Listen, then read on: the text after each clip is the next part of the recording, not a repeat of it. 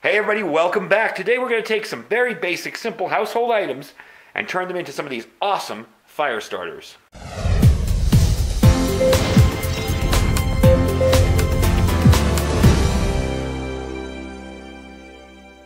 Alright everybody, thanks for joining me today. Today I want to show you how to make a very simple fire starter. Now I know there's lots of videos on taking some dryer lint, stuffing it in these and pouring some wax on it, and making a good fire starter out of it. And they work fairly well for matches or torches or lighters or whatever. I want to make them a little bit better for ferro rods. So one of the things I'm adding is some fat wood shavings and a little bit of this magnesium bar shaved off on the back in the middle there. So I'm going to tell you all the tools you need. First of all, you're going to need some dryer lint, and I collect this stuff out of my dryer. So I just toss that in there whenever I get a load of it. You're going to need a egg carton. This was one of those 18 egg cartons that I cut down. Any kind of candle will do. This is just a plain white candle. I've already started melting a little bit of it because I made that demo one over here that I showed you. A piece of fat wood. This is just the starter sticks you buy in the stores. You'll notice the ends are kind of sharpened. And why is that? Well, because I take one of these carpenter's pencil sharpeners and I make them like this. I go in here and just turn it around and make some super fine fat wood shavings. Now, these are also awesome as fire starters just on their own. If you carry one of these in your fire kit, you won't be disappointed. They make really, really good shavings, really fine, thin shavings, and they catch very, very well. Last tool you're going to need, I take a magnesium bar. You've seen these fire starters with the magnesium bar on them. And what I do is I take the end of a file, or any kind of sharp instrument. I just found the file to be the best. I must tip this over, and I just scratch the end off. The point of doing this with the magnesium is to keep the fire alive if it's very, very windy. So I'll just shave off, and I have a good amount in there already. So what we're going to do, the instructions for this are pretty simple. You're going to fill these all up with dryer lint. You're going to melt your wax, and we're going to use a double boiler. I'll show you that in the next segment. And then when all that is done and the wax is poured on it, we're going to take this stuff and just kind of sprinkle it over. Almost like a wick for your ferro rod. Works very, very well because with these, just with the dryer lint and the wax, they don't light as well with a ferro rod. And if you're not really carrying anything else, or you're not carrying around a lighter, or you're worried that your lighter might not work, ferro rods always work. So let me get everything set up and I'll show you the next step. All right, the first thing you want to do is melt your wax. Now what I'm using here is a double boiler. I have a pan with some water in it and another pan that's sitting in the water. I don't want to melt the wax to a point where it catches fire because then I'll have a big mess and possibly a dangerous situation. So I melt the wax using the heat of the water. Now, I would normally chop this candle down, but for the sake of this video, I'm not going to do it. I'm just going to put it in there, and we're going to start this up. And be careful with this. Make sure it's centered because this is a small stove. On a nice medium heat there. And we'll take you to the next step. All right, so your next step is going to be real simple. You're going to take your dryer lint, and this might be messy, so you kind of want to do this in an area where you don't care. And what you're going to do is break it up and kind of just stuff it in each little spot there. Stuff in more than you think you'll need, because once that wax hits it, it's going to shrink down in there. So, something kind of like that up to the top. And what will happen is it'll probably shrink down. See how this is here? This is kind of what it looks like when it's done. Kind of looks overflowing here, but it's level when it's finished. So I'm going to finish doing that, and we'll move on to the next step. All right, got everything melted. Now we're just going to very carefully, notice I have a tray under me here, go into each little hole and fill it up. Now the candle I'm using is just a plain white, odorless candle I picked up from Walmart. I think they're $1.67 each or something. Not expensive, but you could use a dollar store one, it doesn't matter.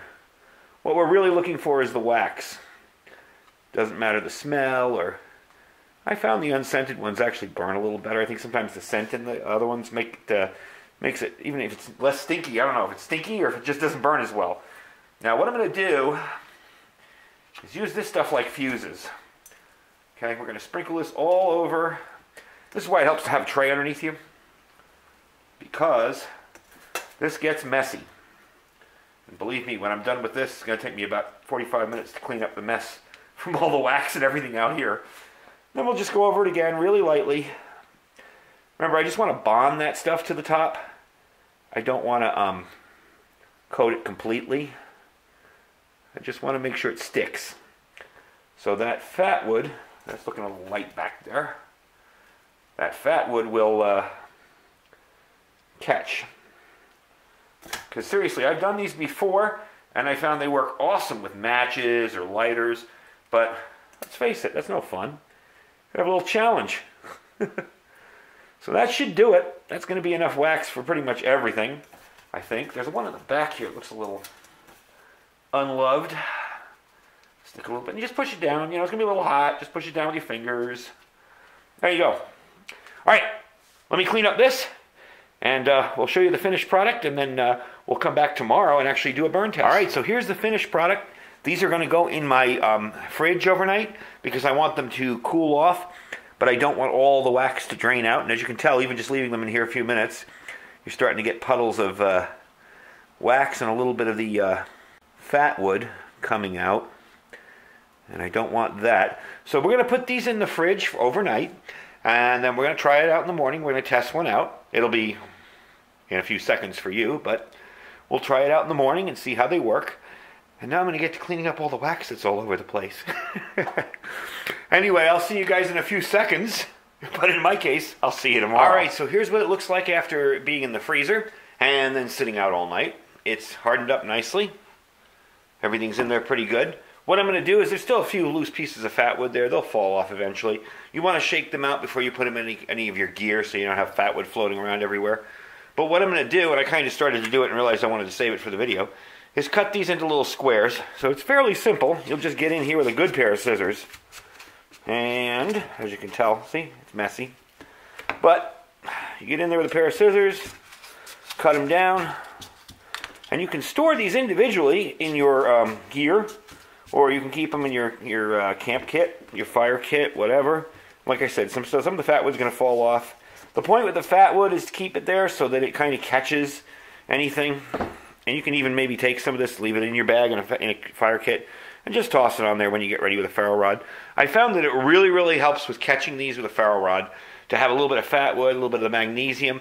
The magnesium's good, the magnesium shavings that I put in, that's good for wind resistance, I found. When it's really windy, for some reason, those will spark up and keep the fire going. So every once in a while, you just see a little spurt of flame there, and it keeps the fire going. So anyway, you chop them up individually. You can take off the sides if you really want to get neat about it. Cut down the sides like that. There you go. Pack it up, and you're ready to go. So what I'm going to do is I'm going to bring out a pan here so I can do this without lighting everything on fire. And we're going to burn one of these and see how long it burns for. All right, here we go. I'm going to try it out. Got my ferro rod and a striker. I'm not going to be able to get in there really close, but it'll do. There you go. 3 strikes and it's lit. So, let me start the stopwatch over here, and I'll bring you back when it's running through it. Now, one thing I did forget to do was to open the doors here. So, got a little smoky quickly. But we're at about 1 minute. We're coming up on 1 minute. And it's still going strong. So, we'll bring you back at regular intervals and see how long this guy lasts. I didn't mean to bring you back so soon in the video. We're 2:27. But I just wanted you to see how well that's burning. That would definitely start a fire very easily in most conditions. That thing is definitely going really, really well. And I noticed that it's kind of going on all sides and neatly. So it seems to be burning evenly too. So definitely cool. I wanted to show you how big of a fire and a flame that's making. And I think that would definitely come in handy if you were trying to start a fire. So let's let it run a little more. Still going strong. 4 minutes, 34 seconds. Definitely a good fire starter so far. All right, at 6 minutes and 50 seconds. If you can't get a fire started with this, you don't belong out in the woods. It's still going. At about 8 minutes and 40 seconds, I'm ready to slap a hamburger over this thing. I tell you, it could be used as a replacement for an Esbit cube almost. It's actually started to slow down a little bit. Still capable of starting a fire. But it's started to slow down a little bit, and it is 10:50 we'll say. Alright, so I think we can pretty much call it good. We've got, let's see, it's still going. So I'd say 12, almost, it's going to make it 12 minutes. And it's still burning.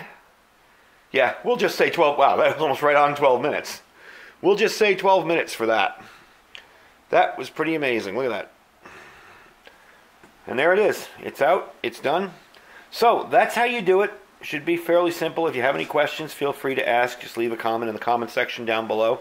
I got a nice bit of char everything in there, but it did seem to burn very well.